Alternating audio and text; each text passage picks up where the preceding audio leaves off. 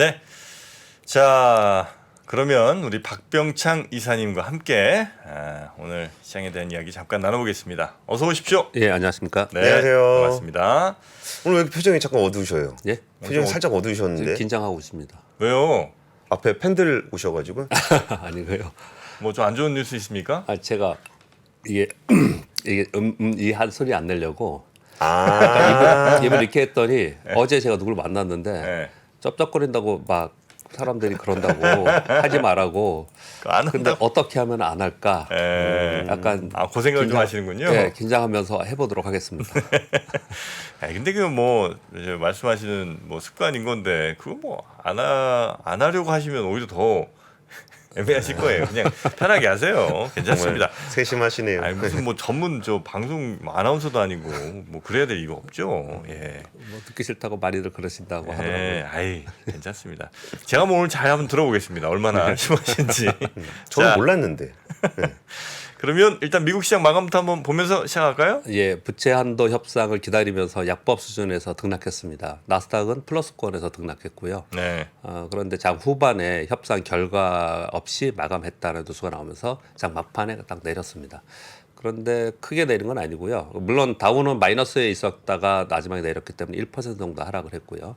나스닥은 플러스권에서 밀렸기 때문에 마이너스 0.18%, S&P 500은 0.64%로 마감을 했습니다. 뭐 크게 등락이 있었다 그렇게 보이지는 않고요. 네. 나스닥이 상대적으로 강했던 것은 빅테크 종목들이 상대적으로 계속 강세를 보이고 있습니다. 마이크론 테크놀로지가 어제 6% 올랐다가 그저께 1.6% 올랐다가 1% 정도 조정 하락을 보였고요. AMD가 4.1%로 올랐습니다. 엔비디아도 0.9%, 인텔은 또 상승폭이 있었기 때문에 1.9% 하락을 했는데요. 알파벳도 2.57% 올랐고 아마존도 1.9% 올랐고 이 보시면 이 시가총액 상위 종목들이 괜찮았습니다. 네, 그러다 보니까 나스닥이 플러스권에 있다가 마지막에 내려서 약밥으로 마감했다고 보시면 될 것 같습니다. 예. 소매 판매가 나왔는데요. 전월비 0.4%가 나왔는데 즉 3월에는 마이너스 0.7%였어요. 근데 그보다 굉장히 높죠. 근데 예상이 플러스 0.8이었습니다. 근데 그거보다 좀 낮다. 그러니까 엇갈린 의견들을 좀 가지고 있어요. 그러니까 분석 자체를 엇갈리게 한다라고 보시면 될 것 같고요. 산업 생산도 플러스 0.5, 예상이 마이너스 0.1이니까 괜찮게 나왔고요. 제조업 생산은 플러스 1%, 전월은 마이너스 0.6이었습니다. 그런 거 보시면 예상보다 좋게 나온 쪽도 있고 안 좋은 쪽도 있고 어제 말씀을 좀 드렸죠. 네. 그러니까 이제 엇갈린 내용들이 좀 있다 말씀드렸고 분석도 좀 엇갈리게 나오고 있습니다. 그래서 이제 이것 자체 때문에 시장이 어떤 방향을 잡는 그런 부분은 좀 아니었고요. 그래서 전체적으로는 지켜보자. 또 좋은 쪽으로 본 쪽은 이거 뭐 어떻든 간에 예상보다는 낮았지만은 전월비 전부 다 좋아지지 않고 있냐 뭐 이런 얘기를 좀 하고 있는 상황이고요. 그보다는 지금 시장에서는 부채 한동 노이즈가 있고 그 사이에서 빅테크가 선방하고 있다라고 보시면 될 것 같습니다. 네. 전 지금까지 한 번도 못 들었습니다. 이게 발음 어렵네요. 이게 안 하려다 보니까. 네. 코스피는 어제 우리 시장이 강보합 마감을 했고요. 코스닥은 플러스 0.27% 마감했습니다. 미국의 반도체가 강세가 된 것을 우리가 보고 시작했습니다. 그래서 어제 삼성전자, SK 하이닉스가 강세 출발했습니다. 그래서 시장이 플러스 0.5%, 0.6% 정도 상승을 해서 그 후에 계속 등락하는 그런 모습을 나타냈거든요. 근데 크게 오전에 움직이지 않았는데 하루 종일 후속 매수세가 나타나지 않으면서 코스피는 하루 종일 조금씩 밀려서 계속 밀리더라고요. 그래서 마이너스까지도 밀리다가 장 막판에 이제 강보합 수준에서 그냥 마감을 했고요. 그러니까 하루 종일 밀린 겁니다, 사실. 근데 그 폭이 크지는 않습니다. 왜냐하면 상승했던 폭이 플러스 한 0.5%뿐이 안 되니까.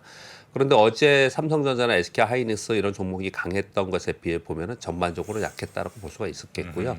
코스닥은 1시 30분 정도부터 반등하기 시작하더라고요. 그러면서 플러스로 됐는데 코스닥은 사실은 더 많이 밀렸다가 반등을 한 거거든요. 네. 이것은 2차 전지가 오후에 반등하기 시작했습니다. 그래서 플러스 전환하면서 코스닥은 플러스 0.27%로 상승했습니다. 외국인들이 계속해서 우리 시장에서 코스피 시장에서 사주고 있다는 게 한 가지 특징이고요. 예. 그리고 두 번째는 JYP 엔터 호실적 발표 요 내용 말씀드렸잖아요. 예상되는 부분에 대해서 주가 급등했습니다. 어제 20% 정도 상승을 했고요.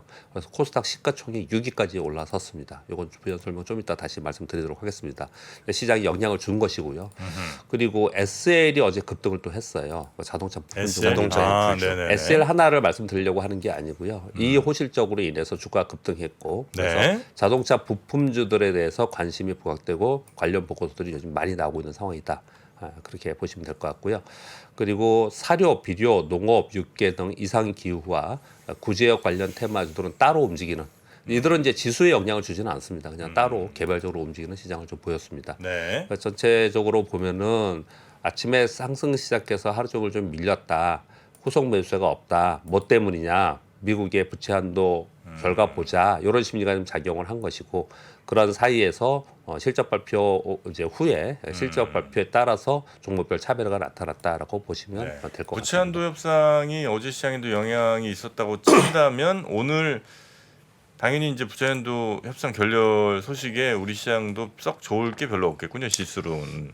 뭐 어제 또 미국 시장 밀렸으니까 뭐 소폭 하락으로 시작할 것 같은데요. 그것 때문에 그러면은 하락해가지고 막 밀릴 거냐? 그렇게 또 보이지는 않습니다. 왜냐하면 결국은 합의될 거라는 정서가 깔려 있는 부분이 상당히 있고요. 네. 그리고 우리 시장이 최근에 그렇게 미국 시장도 그렇지만 우리 시장이 그렇게 많이 밀리는 그런 시장은 아니잖아요. 예. 네, 그런 이유를 좀 설명을 좀 이따 드리도록 하겠습니다. 와, 근데 자동차 부품주가 이렇게까지 변동성이 큰 섹터가 아닌데 예.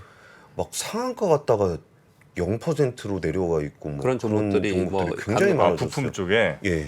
예, 그런 종목들이 일부 있긴 하고요. 전체적으로는 추세적으로 과거보다는 좀 괜찮아진 모양을 좀 나타내고 있거든요. 예, 예. 근데 그것은 지금 말씀 주신 거에 답변을 좀 드리면 시장에 돈은 여전히 꽤 있는 겁니다. 그래서 어떻든 간에 지금 어디가 강세가 될 거냐, 어디가 반등을 할 거냐. 그래서 매수하려고 시장을 지켜보는 돈들도 상당히 있기 때문에 그런 현상이 벌어진다라고 저는 해석을 좀 하고 있습니다. 네네. 오늘 유럽연합의 1분기 GDP 확정치와 4월 CPI, PPI가 발표되고요. 미국 시장은 경기 둔화 또는 경기 침체 우려는 서서히 반영된다는 말씀을 계속 드리고 있습니다. 그 사이에서 경기 침체와 긴축 완화의 사이에서 엇갈린 분석들이 굉장히 많습니다. 요즘 분석 자료 굉장히 많이 나오고 있어요. 이게 무슨 얘기냐면요. 미국이 기준금리를 이렇게 올리고 유동성을 이렇게 많이 시장에 뿌려놓은 상태에서 결국은 이후에 그 후폭풍으로 인해서 경기 침체가 되고 시스템 위기가 왔더라라는 쪽이 한 축이 있고요. 예, 예. 과거에 그렇게 많이 확률적으로 많이 그랬던 건 오케이 이해해 나도 공감해. 그렇다고 요번에 또 똑같이 그럴 거냐? 물론 지나고 나면 요번에도 똑같았다라고 하는 경우가 많았기 때문에 요번에도 그럴 것이다라고 하는데 거기에 반대론을 얘기하는 사람들은 경기 침체가 가는 경기 둔화 및 침체가 가는 부분들은 금리 인상을 했기 때문에 당연하게 돌아오는 부분들이 있습니다. 네. 지금 물가를 떨어뜨리려고 하는 것하고 그리고 실업률이 더 나빠지는 걸 반영한다는 것은 금리를 올려서 경기 침체를 만드는 거잖아요. 예. 그러니까 그거는 오케이 맞아. 그런데 그 이후에 시스템 위기가 왔을 때는 플러스 알파의 새로운 악재가 있었다라는 거예요. 그런 악재들을 이제 비교를 하면서 이제 보고서들을 보면 어떤 것들이냐면 뭐 걸프전이나 전쟁이 일어났다든지 뭐 아니면은 뭐 질병이 있었다든지 뭐 새로운 어떤 악재가 강하게 나오면서 시스템 위기가 발생이 됐더라. 그러면서 이거는 뭐 지금 얘기할 문제가 아니고 지켜보자 이런 얘기들을 지금 하고 있는 상황이에요. 그래서 네. 이게 엇갈린 내용이 있으니까 늘 말씀드리지만 시장은 그냥 박스권에 변동성을 주고서 박스권 아래에 있는 상황이고 그러한 사이에서 지금 5월은 빅이벤트가 없다라고 말씀을 드렸습니다. 6월 14일 FOMC 회의, 6월 13일 5월 CPI 전까지는 이 부채 한도 협상 노이즈로 인해서 그냥 변동성만 주면서 왔다 갔다 한다. 예. 그렇게 지금 보여지고 있고요. 시장이 계속 그렇게 보여주고 있지 않습니까? 네. 자, 우리 시장은 설명을 드려보면 우리 시장 역시 지금 지지부진한 흐름을 보여주고 있습니다. 2,500포인트 넘어서서 2,600 근처까지 갔다가 다시 2,500포인트 아래로 떨어졌어요. 근데 기술적으로는 설명을 여러 차례 드렸습니다. 그런 흐름이 나타날 개연성이 있다라는 부분은요. 근데 이제 악재성 재료도 많은데 외국인들이 코스피를 지속적으로 순매수해주고 있습니다. 그리고 지금 환율이 좀 올라가 있습니다. 예. 그럼에도 불구하고 계속 매수해주고 있거든요. 근데 물론 전기전자 반도체 쪽으로 매수를 많이 해주고 있어요. 네. 그 부분을 하나를 좀 말씀을 좀 드리고 싶고요. 또 하나는 흐름을 보면은 전기차, 2차 전지, 그리고 완성차, 그리고 자동차 부품, 그리고 자율주행 이렇게 흐름을 가지면서 지금 시장에서 부각이 많이 되고 있어요. 그리고 전기전자 쪽은 로봇, AI, 챗GPT 요 관련된 빅테크 종목이 지금 한참 좋은 상황이고 그리고 그 이후에 이것으로 인해서 반도체에 관심이 있어야 된다. 이렇게 지금 부각이 되고 있거든요. 그래서 지금 시장의 흐름은 이 두 가지를 보고 있는 것 같아요. 네네네. 그래서 이 두 가지가 만약에 성공하면서 이쪽에 주가가 많이 좋은 모습이 나타난다. 그러면 어떤 고민이냐면 이건 전 개인적인 고민입니다. 하나는 차이고 하나는 전기전자잖아요. 예, 그럼 옛날에 얘기했던 소위 전차예요. 그렇죠. 이 전차가 움직이기 시작하면서 만약에 이들이 좋다라고 하면은 시장은 떨어질 수가 없어요. 그렇죠. 그러니까 이게 약간 상반된 건데 우리 이런 오해하시면 안 됩니다. 삼성전자는 앞으로 저점 찍었어. 이제 올라갈 것 같아. 이렇게 주장을 하면서 시장은 경기 침체되고 빠질 거야. 이거는 서로 본인 스스로 서로 상반된 얘기를 하고 있는 거예요. 그거는. 그렇죠. 그렇거든요.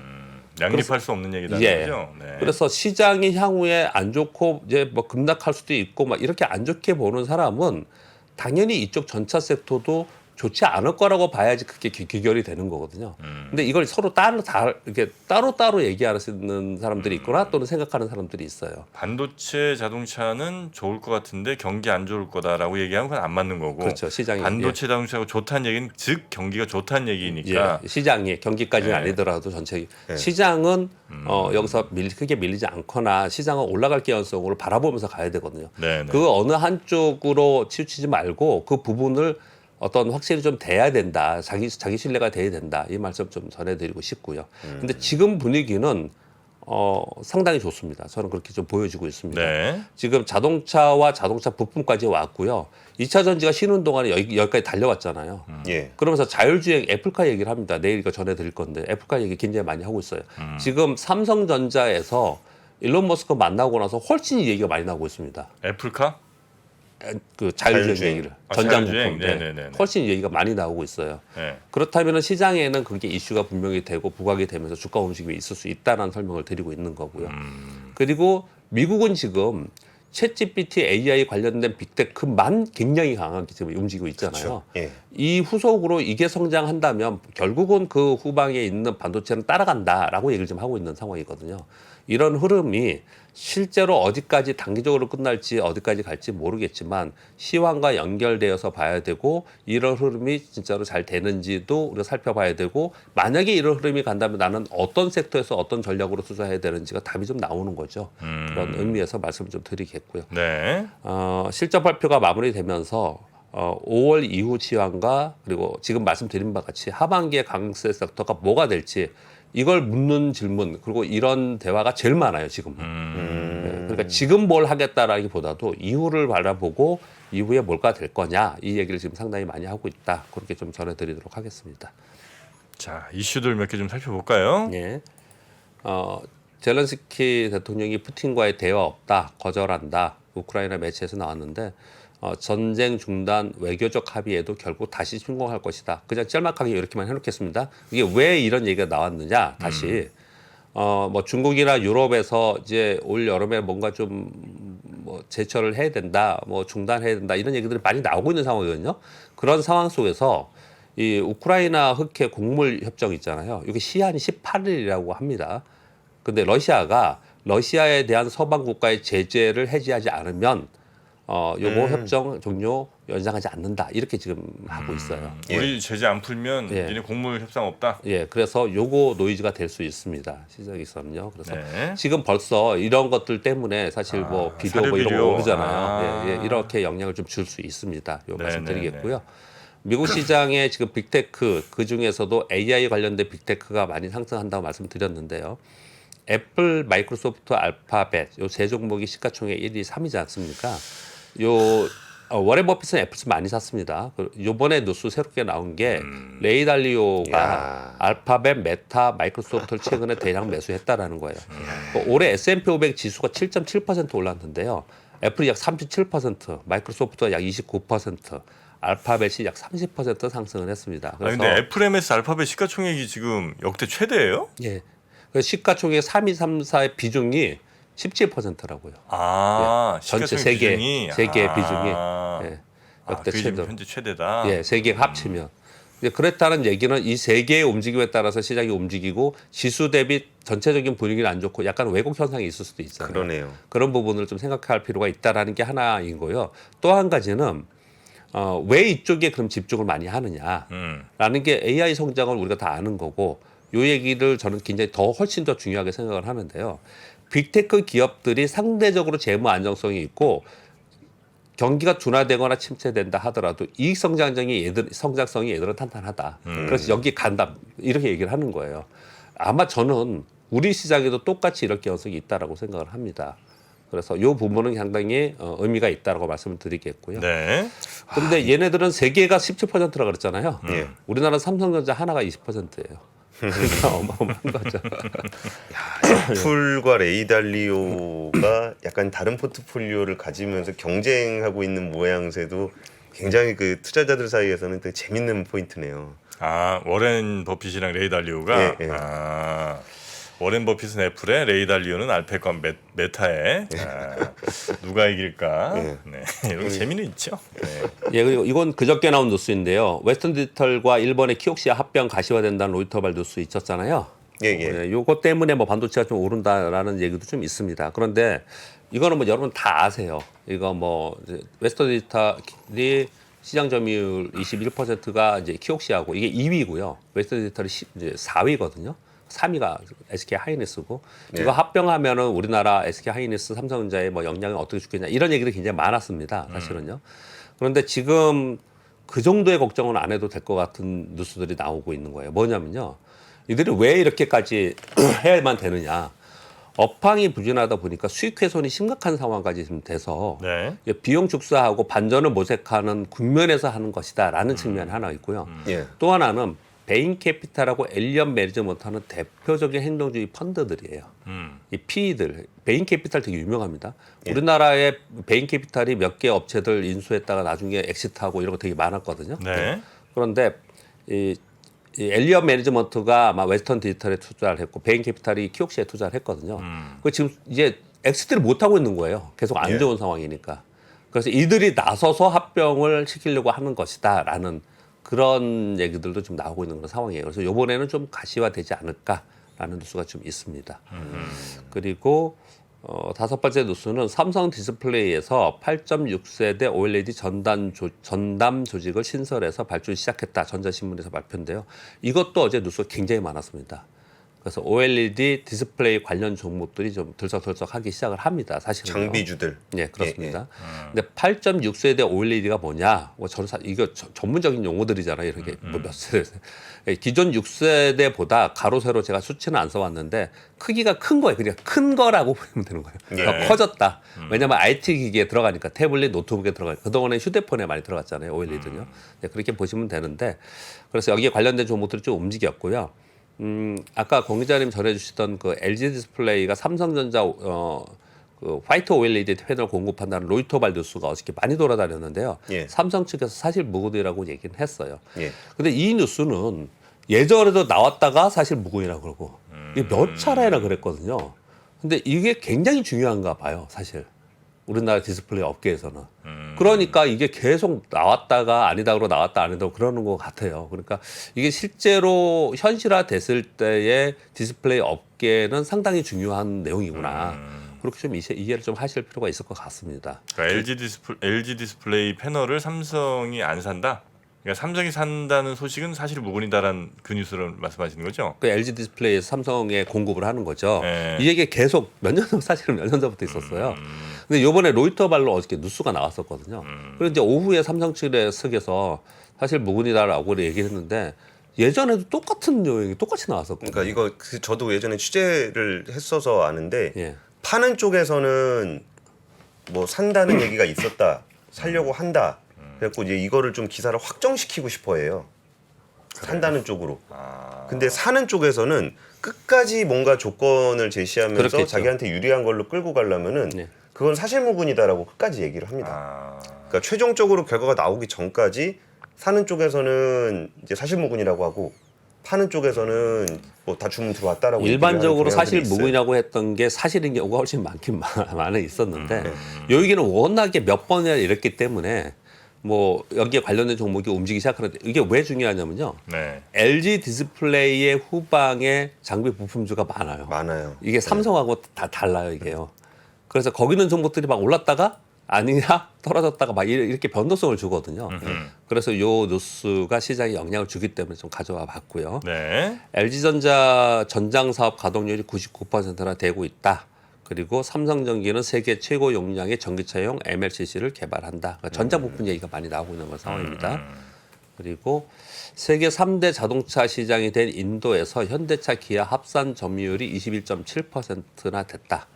요 뉴스가 계속 있습니다. 그래서 자동차 뉴스가 요즘에 굉장히 많죠. 예. 주가도 좀 좋고 그러다 보니까 이런 얘기가 나오고 있는 겁니다. 어제 삼성증권에서 자동차 관련해서 굉장히 강한 보고서가 하나 나왔어요. 내일 한번 기회 되면 말씀드리도록 하겠습니다. 네. 올해 1월에서 4월 판매량이 약 29.5만 대로 점유율 2위, YOY로 15.5% 증가했다라는 뉴스이고요. 그리고 2022년 자동차 판매량 기준 1위는 중국, 그리고 2위 미국, 3위 인도인데 인도에서 점유율이 높아지고 있다는 건 고무적이다. 이런 뉴스입니다. 네. 그리고 지금 완성차와 부품주 말씀을 시황하면서 말씀드렸잖아요. 완성차 소실적이 중소형 부품 기업으로 확산되고 있다라는 거예요. 중소형 자동차 부품 기업 45개 1분기 합산 실적을 봤더니 매출이 플러스 26.3%, 영업이익은 689%. 왜냐하면 적자라고 안 좋았거든요. 평균 영업이익률이 5.4%. 그래도 영업이익률이 5.4%예요. 네. 예를 들어 이게 10% 그 SL이 어저께 폭등했거든요. 네. SL이 영업이익률이 8.6% 나왔어요. 많이 나왔네요. 네. 그래서 어제 폭등했습니다. 그 정도면 많이 나온 겁니다. 100억 팔면 8억 남는 거죠. 8억 남으면 잘 판 거예요. 잘 판 거죠. 예. 아, 그래요. 제조업 쉽지 않습니다. 아, 진짜 그러네. 그래서- 그럼 막 2% 3% 남고 뭐 이래요, 그냥 보통? 예. 2% 3% 많습니다. 그래서 어제 매출 증가된 기업들 리스트도 이렇게 많이 돌아다녔습니다. 그래서 요즘에 상대적으로 이쪽에 분위기가 좋다. 그리고 이게 더 나아가서 자율주행까지 왔고 자율주행 그리고 차량용 반도체까지 왔고 이렇게 지금 가고 있다라는 말씀을 좀 드리겠습니다. 엔터 4사의 시장 영향력이 굉장히 크다. 제가 한 두 번, 지금 오늘 세 번째 말씀을 좀 드리고 있는 건데요. 시가총액을 봤더니 네. 하이브가 약 12조, JYP 약 4조, SM 약 2.6조. 야, JYP가 4조예요? 네. SM이 어제 2조 20% 올랐어요. 정부님 자꾸 JYP 무시하시는 것 같아요. 아니, 그게 아니라 아니 3사 아니 그러니까 하이브 빼고 3사 중에서는 예. SM, YG, JYP 순서 아니었어요, 원래? JYP가 저기 시가총액 6위라니까요. 지금 코스닥에서. 정부님 실망입니다. 연예 전문가 아니셨습니까? 아니 근데 아니 그래요? JYP가 지금 4조 그 하이브 다음에요. 예. 하이브는 이제 코스피에 있고요. 네네네네네. 코스피에 있고. 그래서 얘들 이제 이 4사의 시가총액을 전체적으로 보면 시장이 계속 이제 그 시장 영향이 커진다 얘기를 하는 거예요. 예. 그 어제 하이브도 좀 올랐고 하이브도 코스피에서 시가총액이 계속 올라가고 있는 상황이거든요.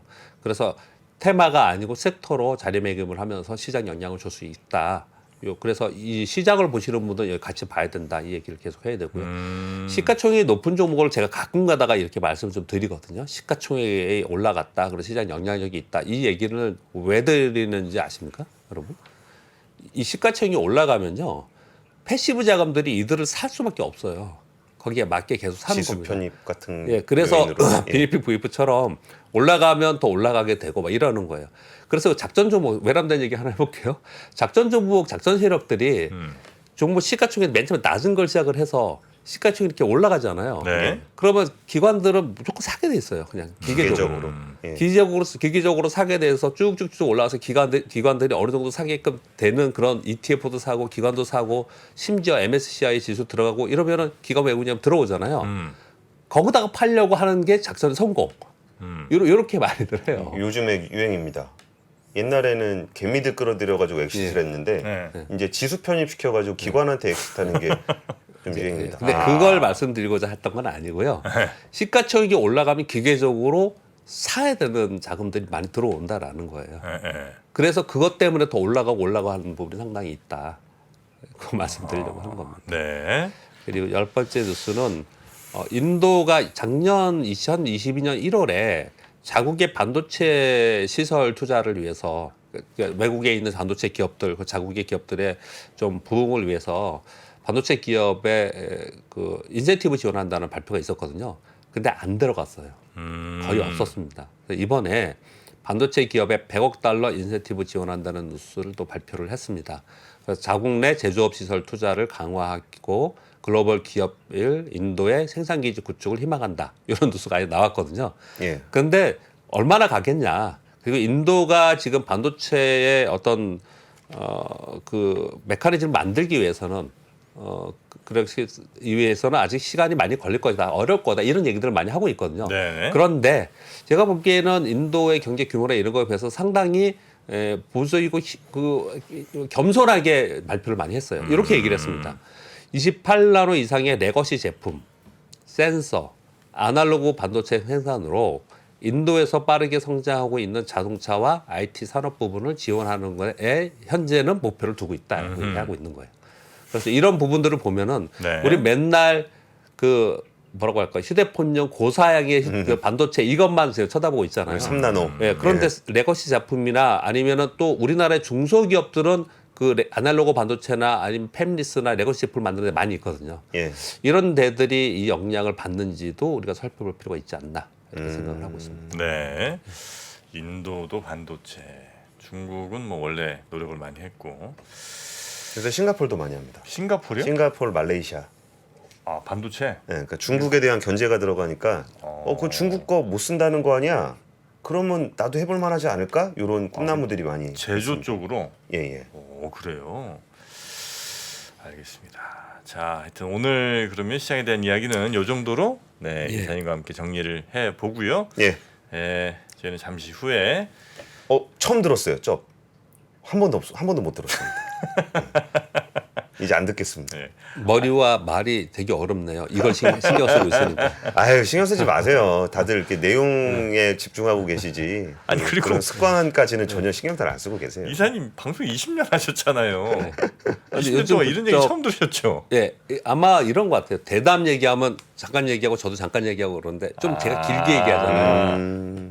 그래서 알겠습니다. 네. 아유 내용이 다 모든 걸 이제 네, 포괄을 해주고 그럼요. 있습니다. 예. 편하게 하시면 되겠습니다. 자, 그러면 내일도 편하게 네. 다시 뵙겠습니다. 고맙습니다. 감사합니다. 감사합니다. 장 시작 전부터 종료까지 쏟아지는 수많은 뉴스와 정보들. 이 중에서 어떤 것이 투자에 정말 도움이 되는 정보일까요? 3프로의 증시 셔터맨 박근영 마스터가 직접 정보를 선별하고 투자의 힌트를 드립니다. 시간도 아끼고 투자 아이디어도 얻는 시간. 박근영 부장의 마켓 힌트와 함께 하세요. 자세한 사항은 3프로 TV 앱과 홈페이지를 확인하세요.